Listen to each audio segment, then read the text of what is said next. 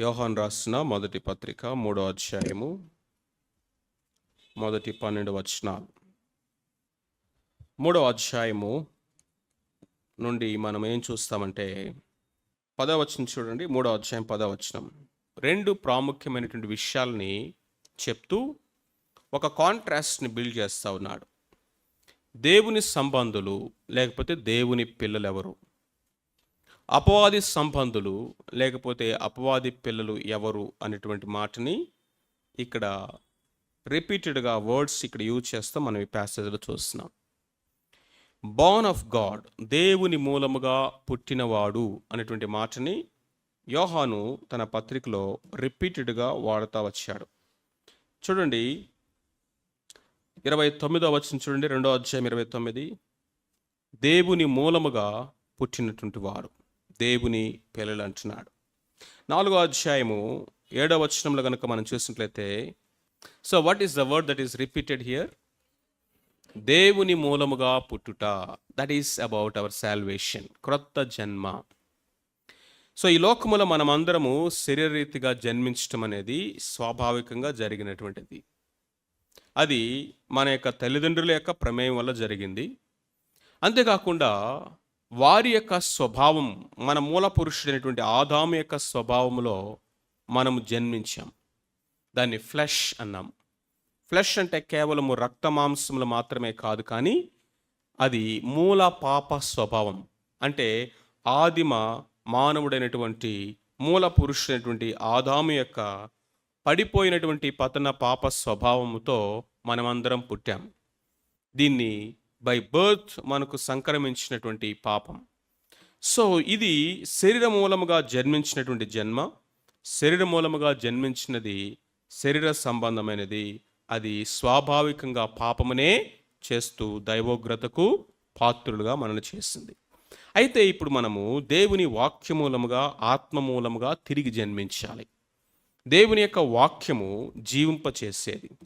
దేవుని వాక్యము సజీవమై అంటున్నాడు హెబ్రీ పత్రికలో. God's word is living, it gives us life. అది మనకు జీవాన్ని ఇస్తుంది. ఆయన నోటి నుండి కలిగినటువంటి మాటే సమస్త సృష్టిని సృష్టించింది. అది లివింగ్ ఆర్ నాన్ లివింగ్ పదార్థం కావచ్చు, లేకపోతే ఈ సృష్టిలో ఉన్నటువంటి జీవం కావచ్చు.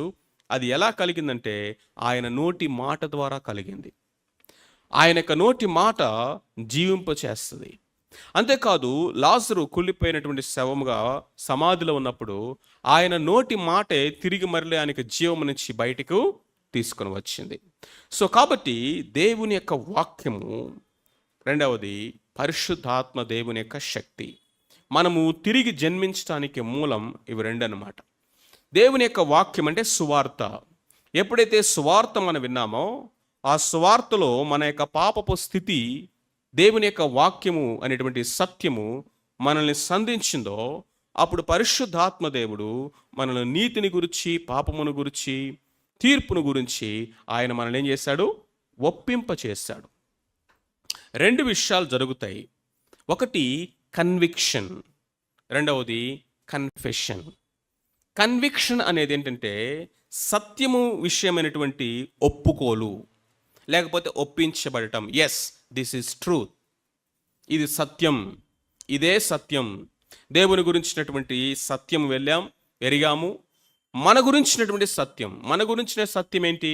మనము పాపులం, పాప స్వభావంలో ఉన్నవారం, పాపం తప్ప మరి ఇంకేది చేయలేనటువంటి పతన స్థితిలో ఉన్నవారం.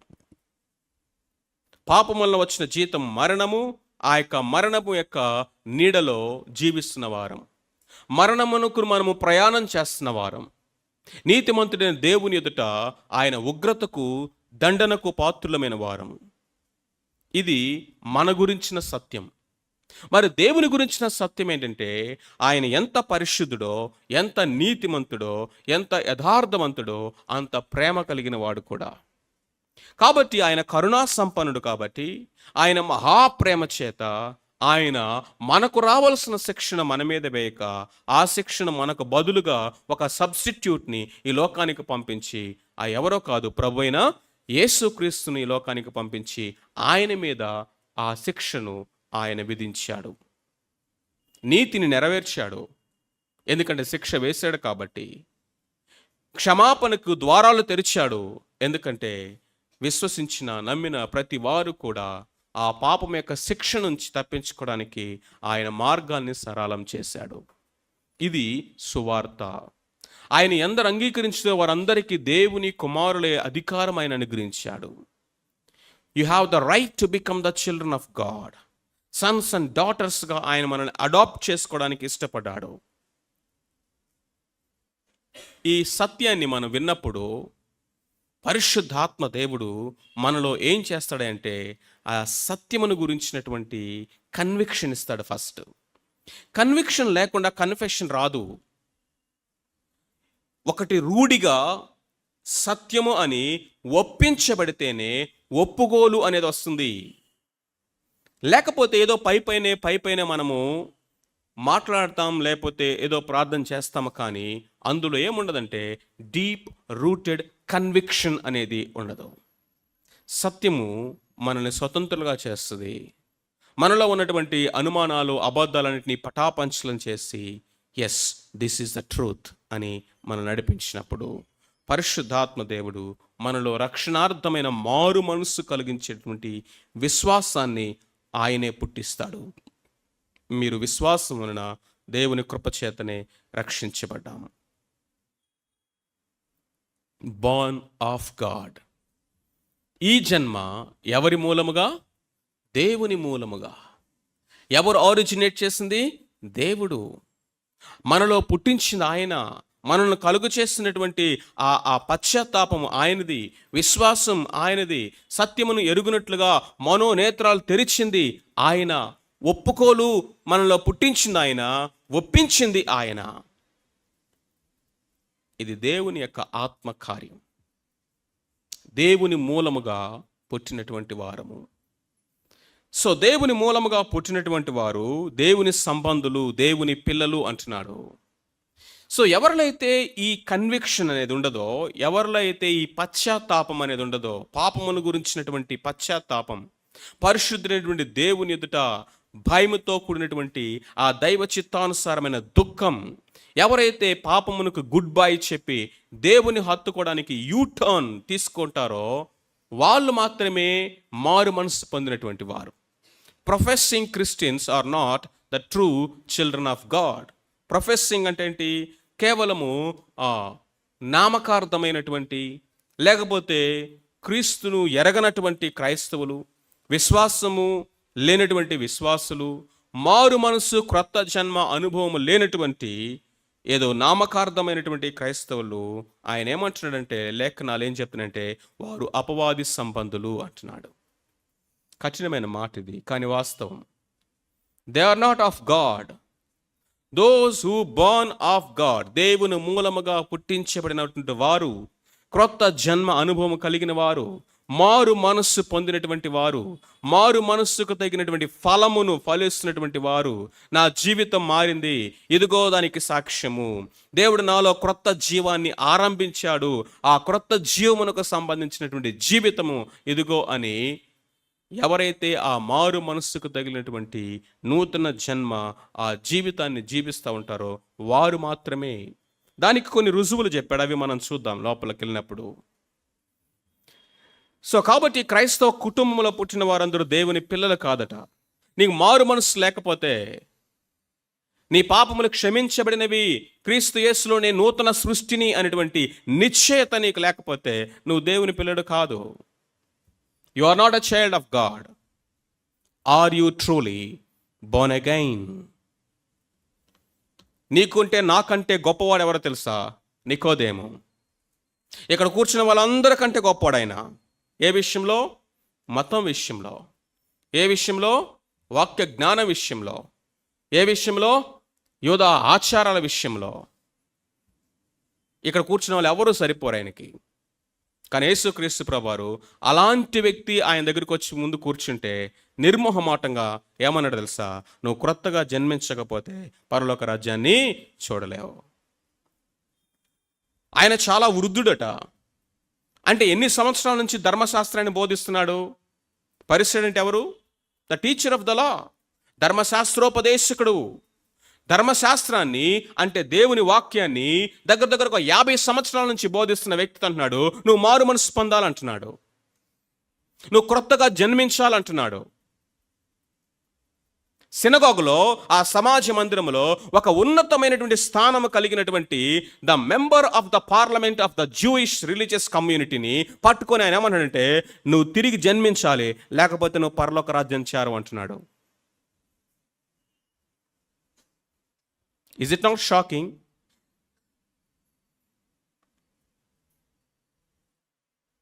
మారు మనస్సు పొందామంటానికి గుర్తు ఏంటంటే దేవుణ్ణి ఎరుగుట. First point, they know their father.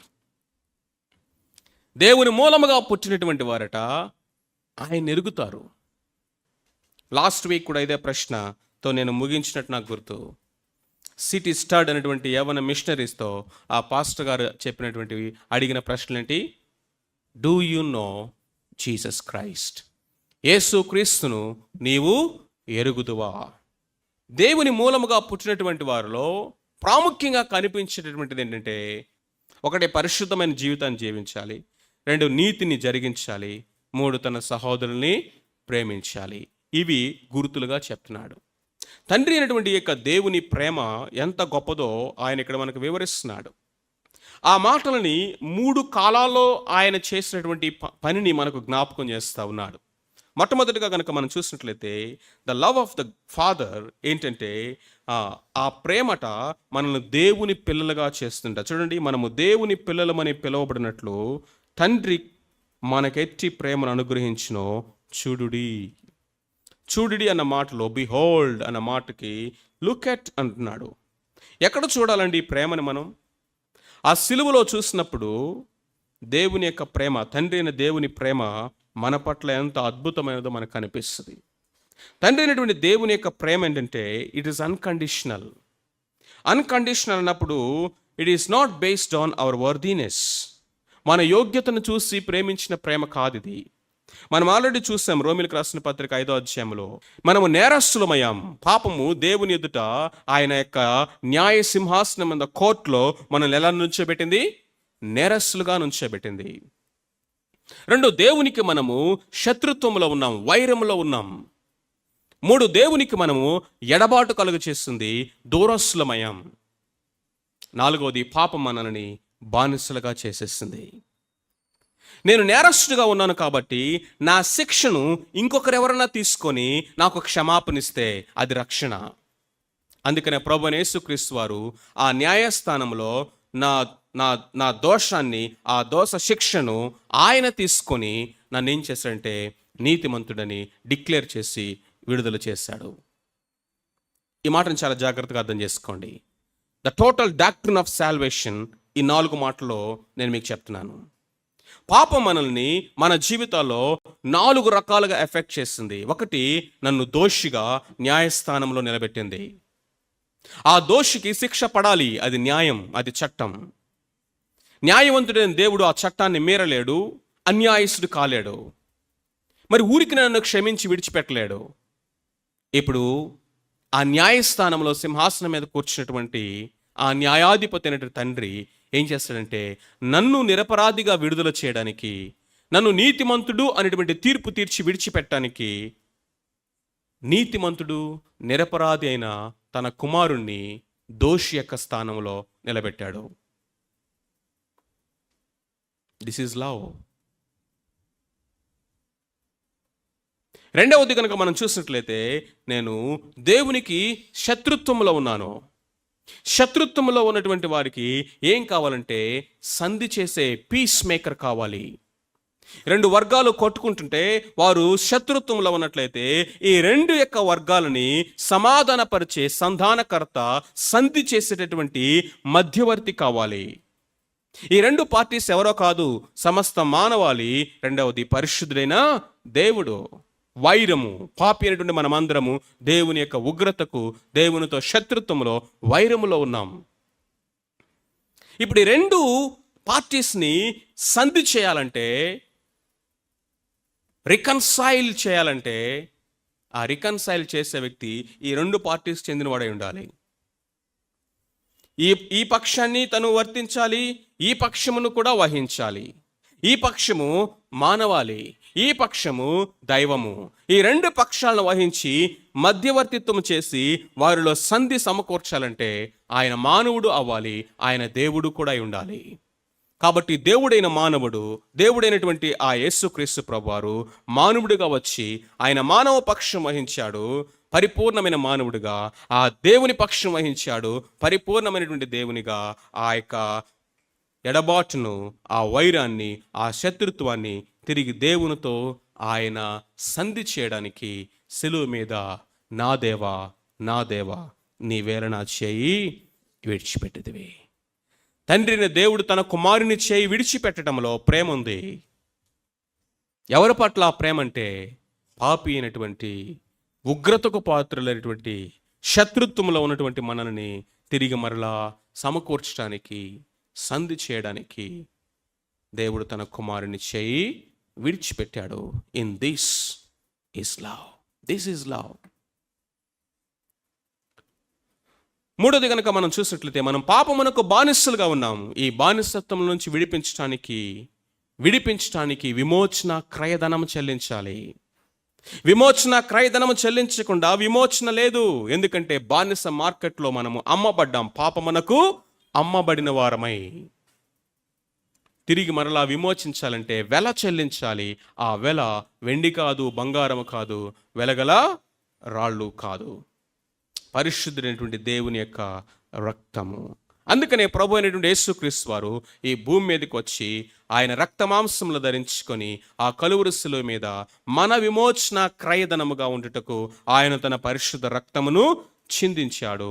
ఆయన నలగగొట్టుటకు యెహోవాకు ఇష్టమాయను. ఇందులో ప్రేమ ఉంది. మనము దోషులుగా ఉన్నాము, మనము శత్రువులుగా ఉన్నాము, మనము బానిసలుగా ఉన్నాము. నాలుగోది కనుక మనం చూసినట్లయితే, మనము దేవునికి దూరస్తులుగా ఉన్నాం. అలాంటి మనలను సమీపస్తులుగా చేయడానికి ఆయన వెతుక్కుంటూ నీ కొరకు నా కొరకు ఈ లోకానికి వచ్చాడు. ఈ ప్రేమ మనల్ని, బానిసలైన మనల్ని పిల్లలుగా చేస్తుందట. Slaves and we became sons and daughters. ఈ ప్రేమ దోషులమైన మనల్ని నిర్దోషులుగా చేసిందట. శత్రువులైన మనల్ని ఎదుగో తిరిగి సమీపస్తులుగా, ఇంటి వారిగా, సమాధానపరచబడిన వారిగా చేసిందట. ఈ ప్రేమ తిరిగి మరలా మనల్ని సమకూర్చింది. అందుకనే మనము దేవుని పిల్లలమని పిలువబడినట్లు తండ్రి మనకెట్టి ప్రేమను అనుగ్రహించునో చూడండి అంటున్నాడు. చూసే కన్నులు కలిగి ఉండండి. దేవుని పిల్లలము అనేటువంటిది అవర్ పొజిషన్. చెప్పండి, ఇట్స్ అవర్ ఐడెంటిటీ. ఆయనలో మనకు కలిగినటువంటి స్థానం ఇది. Our position in Christ because of the love of the father. ఇది గతంలో జరిగిపోయింది. మారు మనసు పొందినటువంటి అందరి యొక్క జీవితంలో ఒక్కసారిగా మనము దేవుని చేత ఆయన పిల్లలముగా అడాప్ట్ చేయబడ్డాం. దత్తపుత్రత్వాన్ని ఆయన మనకు అనుగ్రహించాడు. ఆయన ఆత్మను మనలో పెట్టడం ద్వారా ఆయన పిల్లలుగా, ఇంటి వారిగా మనల్ని స్వీకరించాడు. ప్రభు అయినటువంటి యేసుక్రీస్తు వారి యొక్క శిలువ మరణ బలియాగము ద్వారా. ఇది గతంలో ఆల్రెడీ జరిగిపోయినటువంటిది. రెండవ వచనానికి వచ్చినట్లయితే ఇక్కడ ఏమంటున్నాడంటే, ఒక అష్యూరెన్స్ని బిల్డ్ చేస్తూ దీన్ని ఏమంటామంటే అవర్ పొజిషన్. ఇది ఫ్యూచర్కి సంబంధించింది, భవిష్యత్తును గురించి చెప్తున్నాడు. మనం ఇంకా ఏం అవుదుమో, మనం ఆల్రెడీ ఏమై ఉన్నాము చెప్పండి, దేవుని పిల్లలమై ఉన్నాం. ఏం అవబోతున్నాము, ఆయనలాగా, ఆయనను పోలి, ఆయనతో యుగయుగములు ఉండుటకు దేవుడు మనల్ని సిద్ధపరుస్తున్నాడు. He talks about our future. ప్రతి విశ్వాస యొక్క భవిష్యత్ ఏంటో తెలుసా? ప్రభు యొక్క ప్రత్యక్షత. ఆయన ఎప్పుడు మేఘాల మీద ప్రత్యక్షమవుతాడు. ఎప్పుడు ఆ మృతుల్లో ఉన్న వారందరూ తిరిగి లేచినట్లు, నిద్రించిన వారందరిని లేపుటకు ఆ కడ బోర మ్రోగుతుంది. మృతులు సజీవులుగా లేస్తారు. ఇక మీదట బ్రతికున్న మనము ఇక రెప్పపాటున మార్పు చెంది మేఘముల మీద ఆయనను కలుసుకున్నటకు కొనిపోబడదము. What a great reunion. Of all the saints. దీనికోసమట ఎదురు చూడాలి. ఇది ఏ నిరీక్షణ అంటే మహిమా నిరీక్షణ. ఎలాంటి నిరీక్షణ అంటే శుభప్రదమైన నిరీక్షణ. ఈ నిరీక్షణలో ఏ విధమైన డౌట్ లేదు కాబట్టి ఇది సంపూర్ణమైన నిరీక్షణ. యుగయుగములు జీవింప చేసేటటువంటి ఆ జీవములోనికి మనల్ని తీసుకెళ్తుంది కాబట్టి ఇది జీవముతో కూడిన నిరీక్షణ. ఈ నిరీక్షణ కలిగిన వాడు ఎన్నడూ సిగ్గుపడడు. దేవుని యొక్క ప్రేమట, the love of God should motivate us to live a holy life. పాపాన్ని జయించడానికి రూల్స్ పనిచేయవు, ధర్మశాస్త్రం పనిచేయదు. ధర్మశాస్త్రంలో ఉన్నదంతా రూల్సే. రూల్స్ ఇచ్చినంత కాలము మానవుడిలో ఉన్నటువంటి రెబిలియస్ నేచర్ మరీ ఎక్కువగా బయటపడతానే వచ్చింది. ఒక సేవకుడు ఇట్లా చెప్పాడు. ఆయన చిన్నప్పుడు వాళ్ళ డాడీ యొక్క జేబులో నుంచి డబ్బులు దొంగతనం చేసేవాడట. డబ్బులు దొంగతనం చేసేవాడు, కానీ వాళ్ళ డాడీ జేబులో చేయబెట్టి చూస్తే ఎక్కడో డబ్బులు తగ్గినాయి. ఎవరు తీసుకున్నారు? ఫస్ట్ వాళ్ళ భార్యని అడిగావంట, ఏమే నువ్వు తీసుకున్నావా అంటే, నేను ఎందుకు తీసుకున్నాను, నేను తీసుకోలేదు, ఎక్కడో పెట్టి మీరే మర్చిపోయి ఉంటారు. జనరల్ డైలాగ్ తల్లులు చెప్పేది కదా, ఎక్కడో పెట్టి నువ్వే మర్చిపోయి ఉంటావు, మమ్మల్ని అడుగుతున్నావు. సెకండ్ టైం మరలా జేబులో డబ్బులు తగ్గినాయి. వెంటనే ఆయన డౌట్ వచ్చింది, ఎరా నువ్వు తీసావా అంటే, నేనా డాడీ, జానీ ఎస్ పప్ప లాగా, నేనా డాడీ, డబ్బులు తీయటమా, నిందేస్తావా నా మీద అని డ్రామా ఆడాడు. సరే 2-3 సార్లు అలాగే జరిగింది. 4వ సారి ఈయనకి ఖచ్చితంగా డౌట్ వచ్చింది, వీడు తప్ప ఇంకొకరు ఎవడో కాదు. కానీ అడిగితే చెప్పట్లా, పిచ్చ కొట్టాడంట, ఇప్పుడు కన్నా మానుతాడని. నెక్స్ట్ టైం జేబులో చేతులు పెడితే డబ్బులు తగ్గినాయంట. అరే ఈయన కొట్టాను, భయపెట్టాను, తిట్టాను, ఎంత చేసినా కానీ జేబులో డబ్బులు మాత్రం తగ్గుతున్నాయి. ఏం చేయాలి ఈయనకు అర్థం కాక ఒకరోజు రాత్రి ఆలోచించి పొద్దున్నే తీసుకొచ్చి కూర్చోబెట్టాడంట. డబ్బులు తీసావా అని, తీయలేదు డాడీ అని.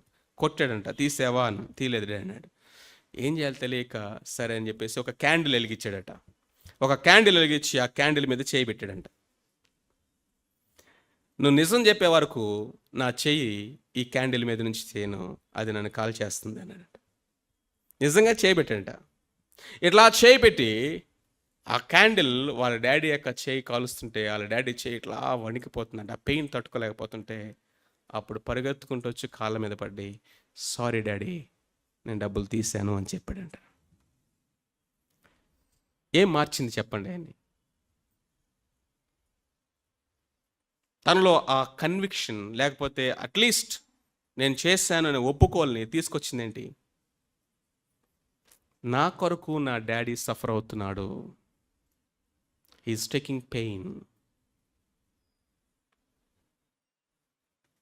నేను చేసిన తప్పుకు ఆయన శిక్ష తీసుకుంటున్నాడు.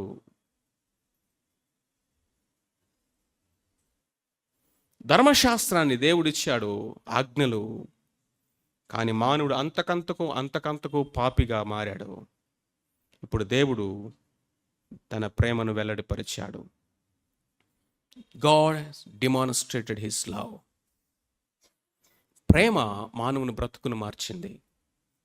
ప్రేమే మనిషి యొక్క బ్రతుకుని మారుస్తుంది. పరిశుద్ధతకు మూలం ఆజ్ఞలు మాత్రమే కాదు. ఎందుకంటే కింద అంటున్నాడు, మన యొక్క స్వభావం ఏంటి? ఆజ్ఞ అతిక్రమమే. కానీ ఎప్పుడైతే మనకు అనుగ్రహించబడిన పరిశుద్ధాత్మ ద్వారా దేవుని ప్రేమ మన హృదయాల్లో కుమ్మరించబడుతూ ఉంటుందో, ఆ ప్రేమ ఇప్పుడు ఏం చేస్తుందంటే దేవుని ఆజ్ఞలను గైకొనుటకు మనల్ని ఏం చేస్తుంది? పురికొల్పుతుంది. నన్ను ప్రేమించిన వాడు నా మాట వింటాడని ప్రభువు చెప్పాడు. ఒకడు నన్ను ప్రేమించినట్లా వాడు నా ఆజ్ఞను గైకొను. ఇప్పుడు చెప్పండి, ఆజ్ఞను గైకొనుటకు మూలం, ఆజ్ఞను గైకొనుటకు మోటివేషన్ ఏంటి? ప్రేమ. It is the love that motivates us. It is the love that really enables us to obey the commandments of God. To hate sin. పాపాన్ని అసహించుకోవడానికి.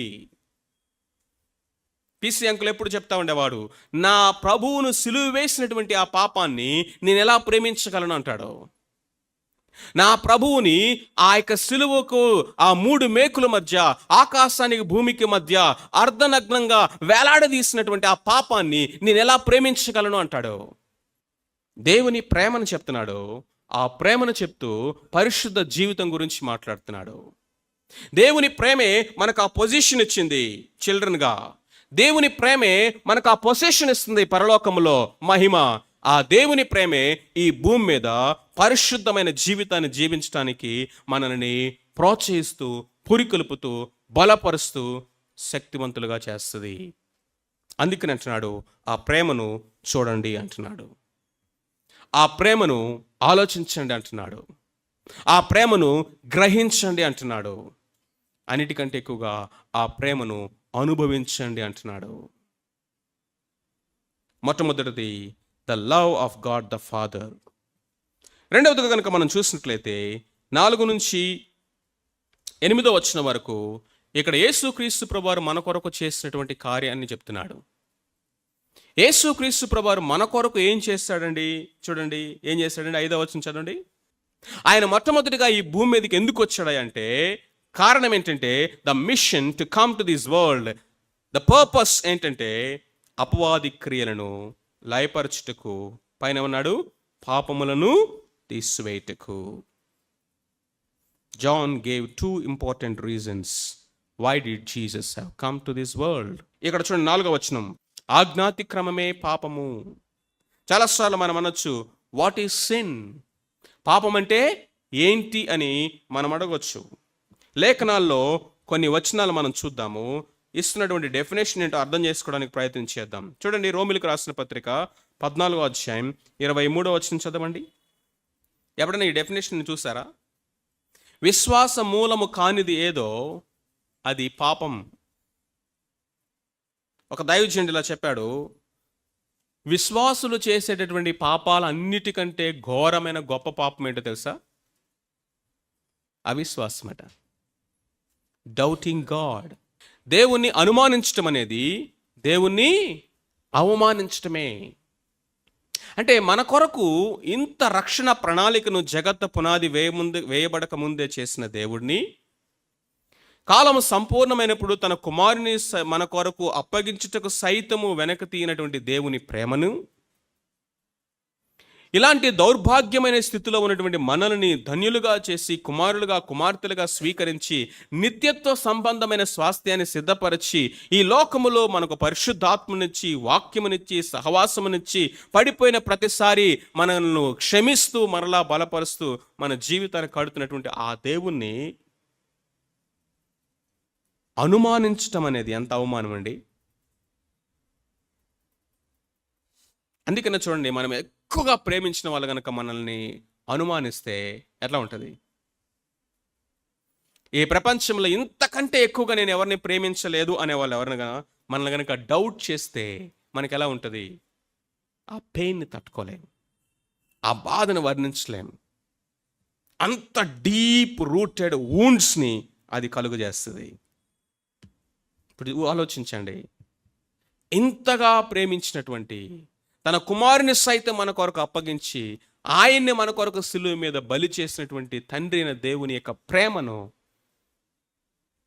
అనుమానిద్దామా? ఆఖరి రక్తపట్టు వరకు తన ప్రేమను సిలువ మీద ధారపోసి మన కొరకు బలి పశువుగా వధించబడినటువంటి క్రీస్తు ప్రభు యొక్క ప్రేమను, ఆయన విశ్వాసతను, నమ్మకత్వాన్ని అనుమానిద్దామా? విశ్వాసం మూలము కానిది పాపం. సామెతల గ్రంథం 24:9 చదవండి. మూర్ఖుని యొక్క యోచన మూర్ఖత్వం. మూర్ఖత్వం అంటే ఏంటి?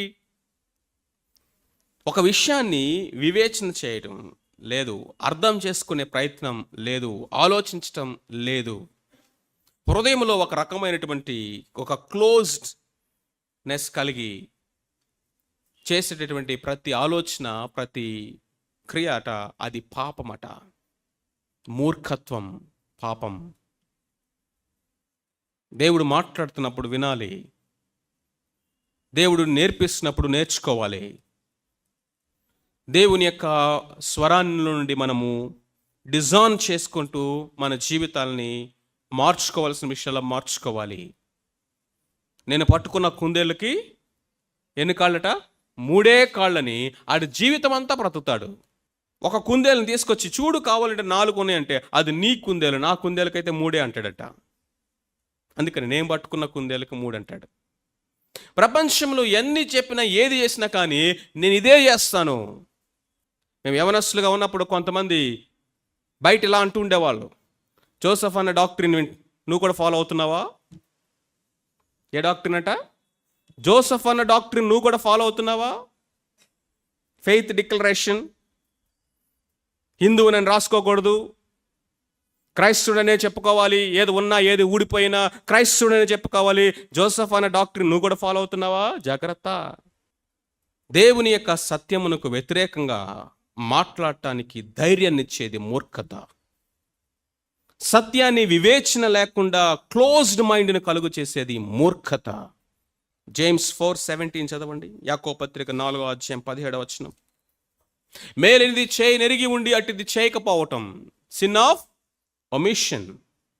ఏది మేలో నీకు తెలుసు, ఏది చేయాలో నీకు తెలుసు, ఏది దేవుడు ఆజ్ఞించినటువంటి ఆ యొక్క ఆజ్ఞను నీకు తెలుసు, కానీ అది చేయను అంటున్నావు. మేలైనది చేయనెరిగి ఉండి అట్టిది చేయను వానికి పాపము కలుగను. మొదటి పత్రిక 5:17 చదవండి. ఇక్కడ నీతి గురించి మాట్లాడుతున్నాడు. నీతిని జరిగించువాడు తన సహోదరుని ప్రేమించువాడు, వీడు దేవుని మూలముగా పుట్టినవాడు అనటానికి 2 బ్రాండ్ మార్క్స్ చెప్పాడు. అఫ్ కోర్స్ మొదట్లో పరిశుద్ధ జీవితం గురించి మాట్లాడుతూ వచ్చాడు. ఏమిటయా దేవుని నీతి అంటే, దేవుడు ఏది సత్యం అన్నాడో అది సత్యము, అది దేవుని నీతి. దేవుడు ఏది ఒప్పు అన్నాడో అదే ఒప్పు, అది దేవుని నీతి. దేవుడు ఏది కాదన్నాడో అది కాదు, అది దేవుని నీతి. ఆయన ఏది చెప్పాడో అది చేయటం దేవుని నీతి. సకల దుర్నీతి పాపం. ఈ లోకంలో స్వనీతి ఉంది. అదేంటో తెలుసా? నీకు ఏది నచ్చితే అది చేసుకో అని చెప్తుంది. స్వనీతి ఏం చెప్తుంది? What ever you likes do it, what ever that pleases you do it. నీకు ఏది నచ్చుతో అది చేయి, నీకు ఏది ఇష్టముగా ఉంటుందో అది చేయి. ఇదేంటి? స్వనీతి.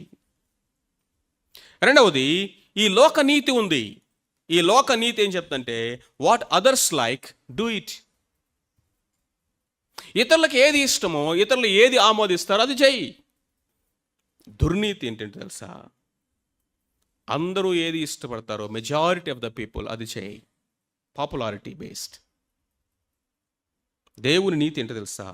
దేవుడు ఏం చెప్తాడో అది చేయి. దేవునికి ఏది ఇష్టమో అది చేయి. దేవుడు ఏది చేయమన్నాడో అది చేయి. యోహాను వచ్చి అంటున్నాడు, బాప్తిస్మ ఇచ్చి యోహాను, నీవు నాకు బాప్తిస్మ ఇవ్వాలయా, నేను నీకు బాప్తిస్మ ఇవ్వడం ఏంటి? నీవెక్కడా, నేనెక్కడా? నీ చెప్పులు వారు విప్పుటకు కూడా నేను అర్హుణ్ణి, యోగ్యుని కాదు. నీవు నాకు బాప్తిస్మ ఇవ్వాలంటే యేసుప్రభువు ఏమన్నారు? నీతి యావత్తు ఇలాగ జరగనివ్వు. This is what my father decided, John. I'm here as a servant. ఒక దాసుడిగా నిలబడ్డాను ఇక్కడ నేను, ఒక సేవకుడిగా నిలబడ్డాను ఇక్కడ నేను. ఆఫ్ కోర్స్ నువ్వు చెప్పింది రైటే, కానీ ఇది నీతి. ఇది నీతి.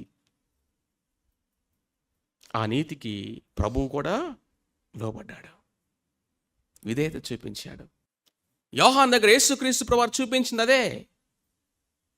ఆయన సేవకుడే, మనల్ని నడిపించిన వాడే, మా చర్చి పాస్టరే అయినా. కానీ ఇదిగో ఆ తమ్ముడు వచ్చానా, మీ టైం అయిపోయిందంటే, సారీ ఐఎమ్ వైండింగ్ అప్.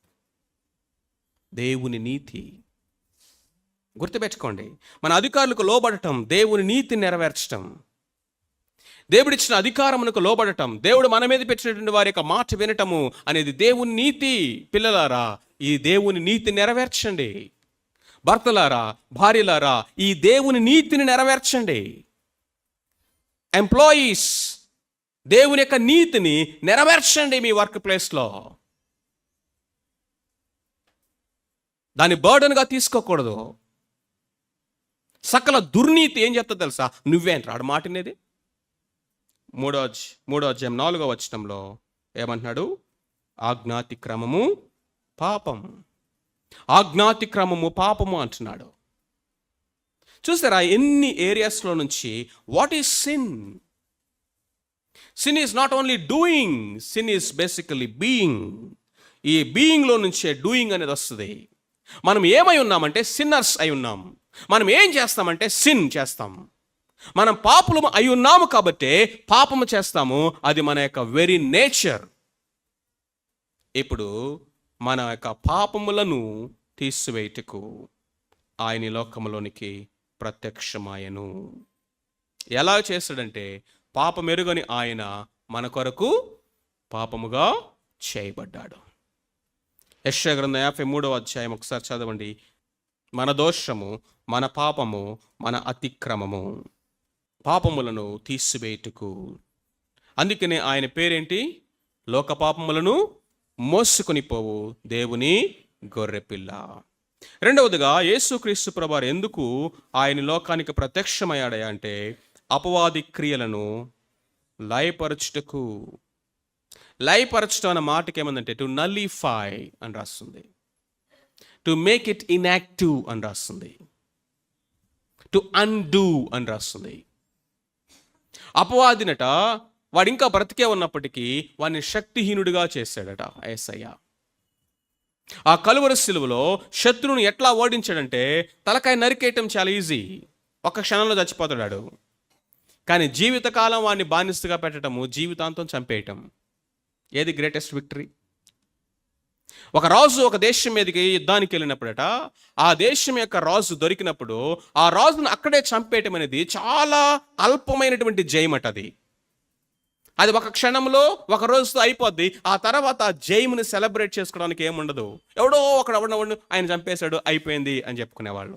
కానీ ప్రపంచానంతటిని జయించినటువంటి, ప్రపంచమంతటిని భయపెట్టినటువంటి, నియంతగా పరిపాలన చేసినటువంటి వీడిని ఒక రాజు వెళ్ళి వాడిని పట్టుకొని చెరపట్టుకొని తీసుకుని వచ్చి తన దేశానికి తీసుకొచ్చి వాడి నిరాయుధుడిగా చేసి బంధించి దేశమంతా తిప్పి వేడుకకు కనపరిచి వాడిని ఒక గుంజ కట్టేసి ఎవరినైతే భయపెట్టాడో వాళ్ళ నుంచి ఇప్పుడు ఆయన సంగతి చూడు. ఆడి చేతులు ఏం లేదు, ఆయుధం లేదు. ఏ స్థితిలో ఉన్నాడు? బంధించబడిన వాడుకున్నాడు. తన కండిషన్ ఏంటి? ఓడిపోయిన వాడుగా ఉన్నాడు. ఈ విక్టరీని ఎంతకాలం సెలబ్రేట్ చేసుకోవచ్చు? ఆడు బ్రతుకున్నంతకాలం సెలబ్రేట్ చేయొచ్చు. ఇప్పుడు యేసుక్రీస్తు ప్రభువారు అపవాదినుడిని సాతాన్ని ఎందుకు ఇంకా సజీవంగా ఉంచాడంటే to celebrate the victory of the cross every day. చాలాసార్లు మనం ఎందుకు ప్రభు అన్నట్టు ఉంచావు ఇంకా అన్నప్పుడే చంపేయచ్చు కదా అని తెలియక నువ్వు చెప్తావని ఉంచాడు. ఆయనకి రాలా ఆలోచన, నీకు వచ్చినంత గొప్ప ఆలోచన, నాకు వచ్చినంత గొప్ప ఆలోచన. ప్రభు సాతాను గారిని ఎందుకు ప్రభు వదిలేసావు అని అప్పుడే నరకం అగ్నిగుండంలో పడేయచ్చు కదా. అది ఎంత అల్పమైన విషయమో తెలుసు ఆయనకి. కానీ ఏ సాతానుకైతే నువ్వు దాసుడు అయిపోయావో ఆ సాతానుడే ఇప్పుడు దాసుడు అయిపోయాడు. ఎవరి చేతులు అయితే నువ్వు ఓడిపోయావో వాడే ఇప్పుడు ఓడిపోయిన వాడిగా ఉన్నాడు. ఎవరికైతే నువ్వు భయపడ్డావో వాడు ఇప్పుడు బానిసగా అయిపోయాడు. ఇది సిలువ విజయము. ఈ సిలువ విజయాన్ని ప్రతి క్రైస్తవుడు సెలబ్రేట్ చేసుకోవాలి. When we come to this table, what we remember is the victory of the cross. సిలువ జయాన్ని జ్ఞాపకం చేసుకుంటున్నాం. సిలువ జయముని జ్ఞాపకం చేసుకుంటున్నాం కాబట్టి ఈ లోకంలోకి వెళ్ళి ఆయన వచ్చే వరకు ప్రకటించడానికి we have a good news. వాడుకున్నటువంటి ఆయుధాలైనటువంటి ఆ మరణపు ముళ్ళును విరిచేశాడు.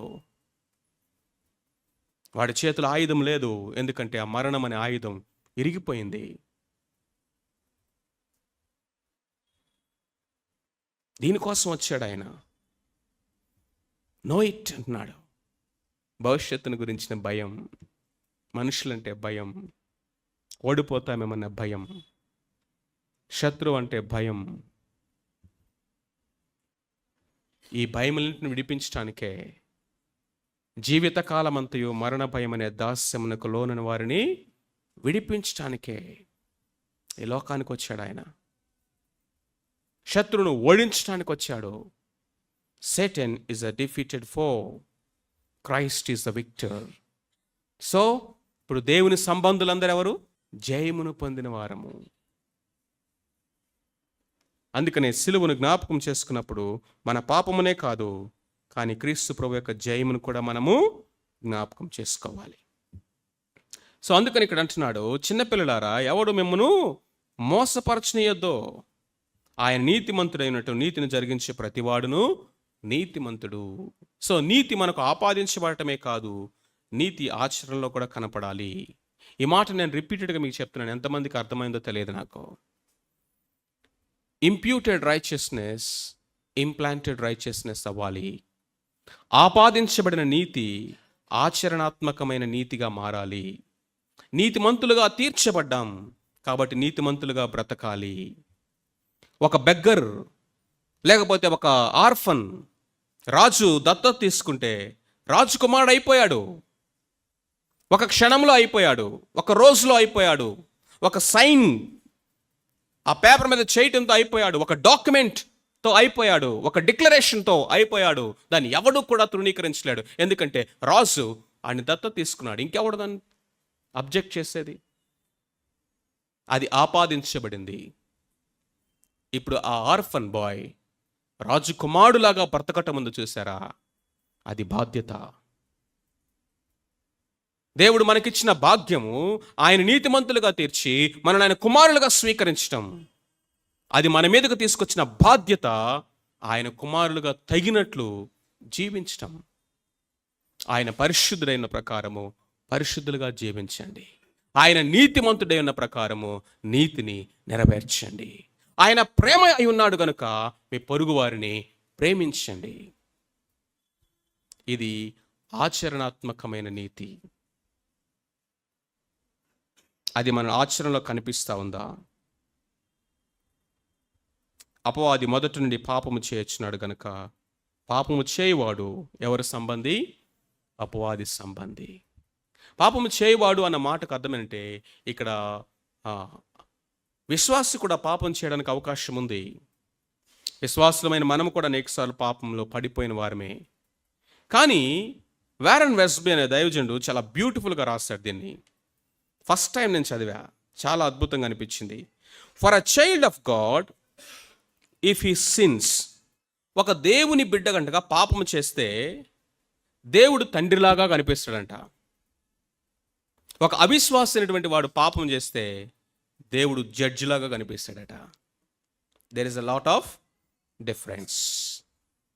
పాపము చేసినప్పుడు, ఒక విశ్వాసి పాపము చేసినప్పుడు దేవుని యొక్క అప్రోచ్ ఎలా ఉంటుందంటే, తండ్రి శిక్షిస్తాడా? చెప్పండి, శిక్షిస్తాడు. కానీ అది ఏ శిక్ష? క్రమశిక్షణ. మోటివేషన్ ఏంటి? ఆ తండ్రిని క్రమశిక్షణ చేయడానికి పురికొల్పింది ఏంటి? ప్రేమ. తండ్రి రియాక్ట్ అవుతాడు, తండ్రి శిక్షిస్తాడు. ఆ తండ్రి ఆ కుమారుని గద్దించుటకు, శిక్షించుటకు ప్రేరణ ఏంటంటే ప్రేమ. ఇప్పుడు న్యాయస్థానం మీద కూర్చున్నటువంటి న్యాయాధిపతి ఇప్పుడు ఒక వ్యక్తి పాపము చేసినప్పుడు రియాక్ట్ అవుతాడా? చెప్పండి, అవుతాడు. శిక్షిస్తాడా? శిక్షిస్తాడు. శిక్షించడానికి ప్రేరణ ఏంటి? ప్రేమ, న్యాయం. That's the difference. న్యాయం, according to the justice, according to the law, according to the penal code. Here it is law, here it is a law. Here we see the father, here we see the judge. ఎందుకంటే దేవుని మూలముగా పుట్టినవాడట పాపములో కొనసాగలేడు. ఈరోజు అన్న అద్భుతమైన మాట చెప్పాడు. తండ్రిలాగే ఉంటాడంట, ఎప్పుడు క్షమిస్తానే ఉంటాడంట. కాబట్టి ఇంక ఎన్నిసార్లైనా పాపం చేసుకోవచ్చు అంటే యోహాన్ అంటున్నాడు, దేవుని మూలముగా పుట్టిన వాని యందు ఆయన బీజము నిలుచును గనుక వాడు పాపము చేయజాడు. దీన్ని work of the Holy Spirit అన్నాడు. తండ్రి అయిన దేవుని ప్రేమ, కుమారుడైన క్రీస్తు ప్రభు మన కొరకు శిలువ మీద చేసిన పని, ఇప్పుడు మనలో ఉండి పరిశుద్ధాత్మ దేవుడు పాపాన్ని జయించడానికి ఆయన మనకు చేసే సహాయం. ఈ 3 అద్భుతంగా ఈ ప్యాసేజ్లో మనకు కనిపిస్తుంది. దేవుని మూలముగా పుట్టినవాడు ఎవడో వానిలో ఆయన బీజము, ఆయన వాక్యం ఉంది. పరిశుద్ధాత్ముడు స్థిర నివాసం చేస్తూ ఉంటాడు. ఆ పరిశుద్ధాత్మ దేవుడు నూతన జీవాన్ని ఆరంభించాడు, ఆ నూతన జీవాన్ని కొనసాగిస్తాడు. ఆయన ప్రత్యక్షత వరకు మనం నడిపించి దాన్ని పరిపూర్ణము చేస్తాడు. పాపములో మనము కొనసాగ నేరం, పాపములో ఆనందించలేవు. నువ్వు నిజంగా మారు మనసు పొందినవాడు అయితే పాపమును ఎంజాయ్ చేయలేవు, పాపములో కొనసాగలేవు. బిల్లీ గ్రాహం గారు చెప్పినటువంటి ఒక అద్భుతమైనటువంటి ఎగ్జాంపుల్ మనం ఎన్నోసార్లు వినుంటాం. పంది బురదలో అది ఎంజాయ్ చేస్తూ ఉంటుంది. అది మనం అసహించుకుంటూ ఉంటాం, కానీ అది ఆనందిస్తూ ఉంటుంది, ఆస్వాదిస్తూ ఉంటుంది దాన్ని. కానీ గొర్రె పొరపాటును పడవచ్చు, కొన్నిసార్లు కావాలనే పడవచ్చు, కొన్నిసార్లు ఎవరైనా తోస్తేనే పడవచ్చు. పట్టడానికి అవకాశం ఉందా లేదా? ఉంది. కానీ పడినటువంటి ఆ గొర్రె ఏం చేస్తే చెప్పండి, ఒక్కసారిగా ఆ బురద, ఆ కంపు, ఆ మాలిన్యం దానికి అసహ్యం వేస్తుంది, రావడానికి ప్రయత్నం చేస్తుంది. రాలేకపోతే ఏం చేస్తుంది? గట్టిగా అరుస్తుందట. ఎవరి కోసం? కాపరి కోసం. కాపరి వచ్చి దాన్ని బయటికి తీస్తాడు. బయటికి రాగానే దులిపేసుకుంటుంది. కాపరి తీసుకెళ్ళి కడిగేస్తాడు దాన్ని. మారు మనస్సు పొందేమంటానికి అర్థము గొర్రె స్వభావం కలిగి ఉన్నామని. మారు మనస్సు అనేది స్వభావములో మార్పు. మారు మనస్సు అనేది మన స్వభావంలో నుంచి వచ్చిన మార్పు, నూతన స్వభావం, new heart, new life, new nature. ఈ న్యూ నేచర్ ఏంటో తెలుసా? మనలో పాప స్వభావం ఉంది కాబట్టి పాత స్వభావం, పాపములో పడిపోవడానికి అవకాశం ఉండొచ్చు, కానీ పాపములో మనము కొనసాగలేము. That is the mark. నువ్వు దేవుని మూలముగా పుట్టినవాడు అంటానికి ఇది ఒక గుర్తు. నువ్వు పాపములో కొనసాగలేవు. దేవుని మూలముగా పుట్టావంటానికి గుర్తు నీతిని జరిగిస్తావు. దేవుని మూలముగా పుట్టినవాడు అంటానికి గుర్తు నీ సహోదరుని ప్రేమిస్తావు. దేవుని మూలముగా పుట్టినవాడు అంటానికి గుర్తు పరిశుద్ధ జీవితాన్ని జీవిస్తావు, ఈ నిరీక్షణ కలిగిన వాడుగా.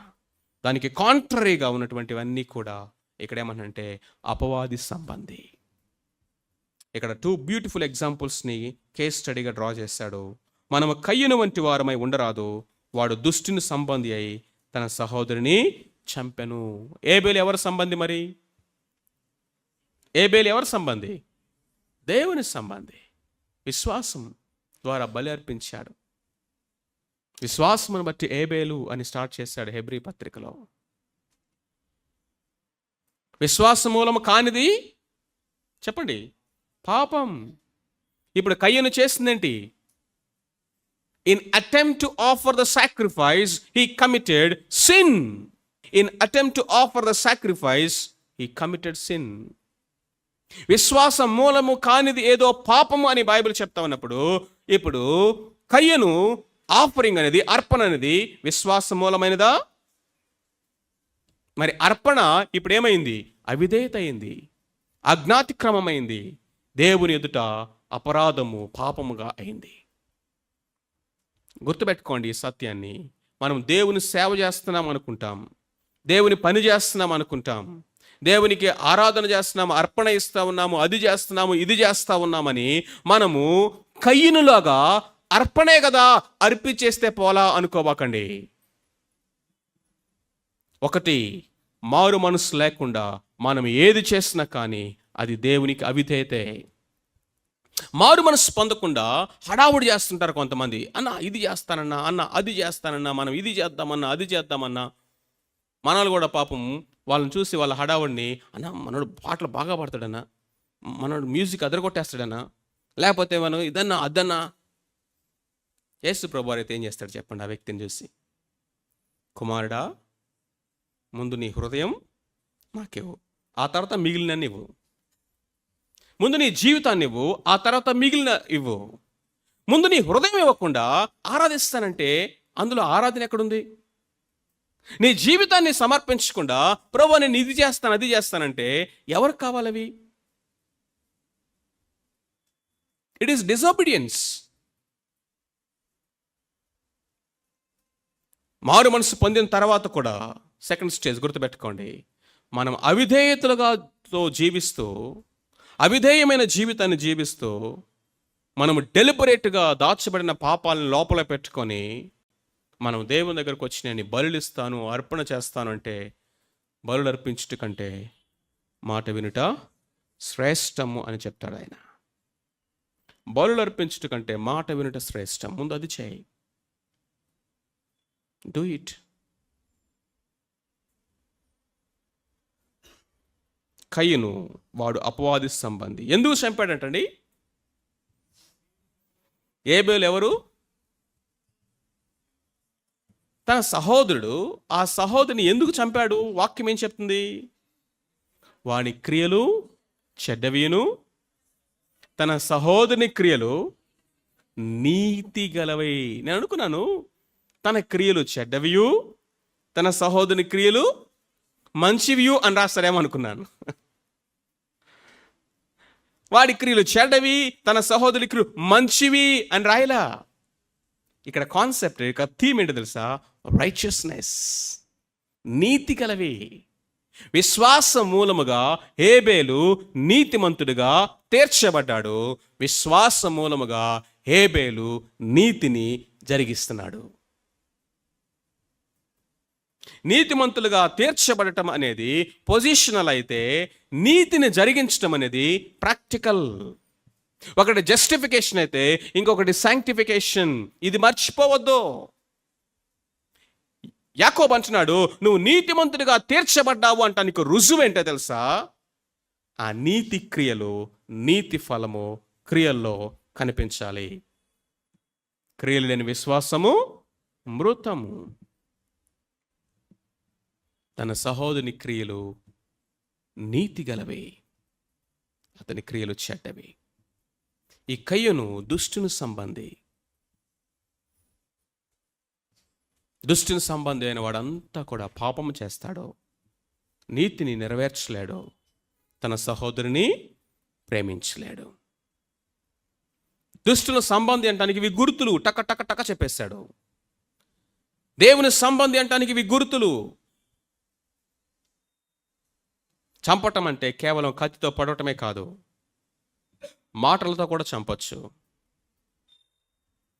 రాఖా అనువాడు, వ్యర్థుడా అని పిలుచువాడు. నరహత్య చేయవద్దని చెప్పబడిన మాట మీరు విన్నారు కదా. అయితే నేను మీతో చెప్పున్నదేమనగా, నిర్నిమిత్తంగా కోపపడటం, క్షమించలేనటువంటి కోపాన్ని మనసులో పెట్టుకోవడం, పగ ప్రతీకారాలు కలిగి ఉండడం, ఆ పగలో ఆ ప్రతీకారంలో మనము వ్యర్థుడా అని పిలవడం. అపవాది సంబంధులు, క్షమించలేని వారు అపవాది సంబంధులు. ఎందుకంటే క్షమాపణ ప్రేమలో నుంచి పుట్టేది. ప్రేమ లేనివాడు, ప్రేమించలేనివాడు, వాడు దుష్టుని సంబంధి అంటున్నాడు. అయ్యో, ఆ మాట వింటుంటేనే భయం వేస్తుంది నాకు. ప్రభుని అడుగుదాం, ప్రభువా, give me the capacity to love, love that forgives, love that bears. క్షమించేటటువంటి ప్రేమ, ఓర్చుకునే ప్రేమ, సహించే ప్రేమ, ఇతరుని ప్రభువా ఆదరించే ప్రేమ, లిఫ్ట్ చేసే ప్రేమ, నమ్మగలిగినటువంటి ప్రేమని మాకు దయచేయి. ప్రార్థన చేసుకుందాం. తలలు వంచండి.